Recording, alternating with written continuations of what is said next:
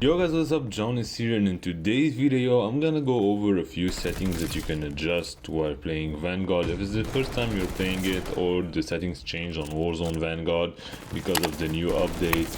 I know I'm a bit late to it, but I'm going to show you in this video a few settings that you might not really know about, and that if you can adjust them, it will make your game run smoother, or it will make you enjoy the gaming experience overall a little better, depending on what you choose to adjust in your settings. So I'm gonna get right into the video. So guys, the settings that I don't go over or that I skip are the ones I keep by default because there are way too many. I'm on PC right now. If you are on console, you have fewer options, but for the ones that are on PC, graphics section really depend on the specs of your PC. What's your display graphic card, what's your VRAM, how much, and it basically determines how fast and how smooth the game can run. Your monitor actually gives you a certain amount of frames per second. For example, mine is not a very good one, it only gives me 60 FPS, so the refresh rate is set to 60 FPS. Always make sure that you can set a reasonable amount of an FPS, and the thing is, you have to find the perfect balance for your PC where you get a high FPS and without the game stuttering or lagging too much. The frame limit will be then set according to your PC and how much it can actually withstand.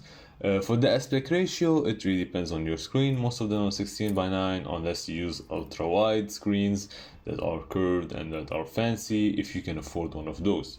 The display adapter in my case is an Nvidia Quadro M4000, which is quite weak for a gaming, for a strong game like Warzone that is very demanding. So I actually cannot use the best settings, but there's something that you should always keep turned off, and it is on-demand texture streaming.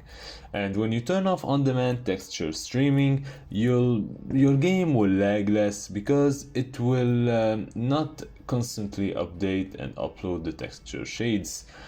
For the graphics quality, you have lowest, low, medium, high, and ultra. As you can see, depending on the settings I use, you see the VRAM down that actually is changing, and it shows the max amount that can be used on my PC. But make sure that you do not run your PC on an estimated VRAM usage that is very close to the maximum, because it will tend for the PC to overheat. And you can actually display the temperature. I'm going to show you that later. But if you're arranging the settings like in a custom way, for example, the texture resolution is important to see details, so it can be either set to medium or to low. But I can keep it on medium. But when you put it on high and ultra high, it's going to use a lot of VRAM. So it's always about finding the perfect caliber and making a balanced settings. For the rest of the particle quality, particle resolution, bullet impact, shader quality, all of these can be put to low. They do actually affect the aesthetic and the visuals of the game, but performance wise, I'd rather have a better performance than better graphics and my game lagging or giving me fewer FPS. So for the detail and texture settings, they can be set pretty much to low and short for most of the time, except if you find some of them, like for example the short detail, you want to see detail a bit further. This is why you put other settings on low. This is why you'll see the targets clear when you get closer to them. So really it's a personal preference, and you have to get used to it, and you have to again balance it depending on how strong and how much VRAM you have. And always make sure that you have other apps closed in the background, because as you can see, other apps actually use your VRAM. So do not have other applications that are running on your PC simultaneously.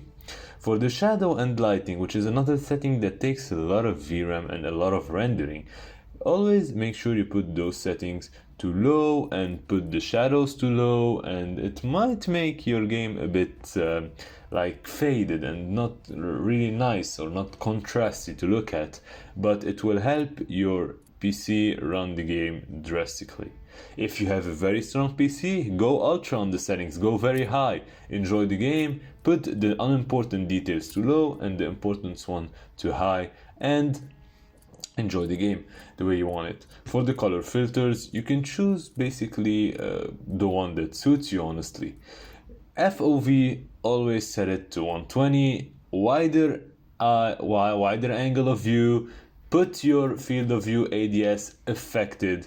You'll have less recoil, you'll be able to see more, but the FPS will be lower. But it's a must when you are playing on PC, because consoles run it at 80 FOV, and it's quite a disadvantage. For the motion blur, for the world and weapon, I tend to keep it off, and NVIDIA reflect latency, you can keep it on or on plus boost. Now for the audio settings, the master is 100, music volume 70 if you like to hear the music, but I recommend it to put to 0 because it will play some soundtracks while you're in the menu and while in your game, and you won't be able to hear the other things. The rest you can put 70 and keep the sound to 100. And then the voice chat, I have another video for that, but keep them on default. For the interface, you can turn on the FPS counter, the FOV counter, the VRAM usage, the server latency to be able to see your ping, your packet loss percentage, your GPU temperature. As you can see, my GPU is running on a pretty high temperature because the PC isn't that good and the game is very heavy on it. So keep these settings on just so you can keep track of what you're running the game, the stats you're running the game at. And then for the rest of the settings, I'm going to show you the few controller settings that I use personally, because for the PC everybody has his own mouse and his own binding for the keyboard. But for controller, for example, since it's more common and more simple, I tend to use bumper jumper tactical, which allows me to jump for L1 instead of having a scuff controller. The aim response curve type, sometimes I like it dynamic, sometimes I like it standard, so find the one that suits you best and get used to it. Controller vibration should be always set to off. There's no point of the controller shaking in your hand every time you're shooting or you're getting shot at. The dead zone in Vanguard are higher than the one default on Modern Warfare, so you can lower them a bit to your preference. It's how much you have to start moving the stick before it registers the movement, so I sometimes like to keep it pretty low. For the automatic sprint, really I have friends who like to play on automatic tactical sprint and some on automatic sprint. It really depends on what you like. Sprint cancel reload off, sprinting door bash on, because why not. Slide behavior, I'd rather put it to tap so I slide faster.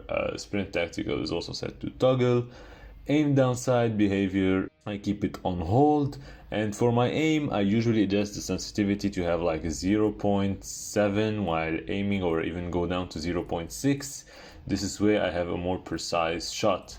Now for the other settings you can adjust in the keyboard and mouse gameplay is pretty much anything that you are used to. Change the bindings of putting plates, of sliding, customizing the mouse buttons.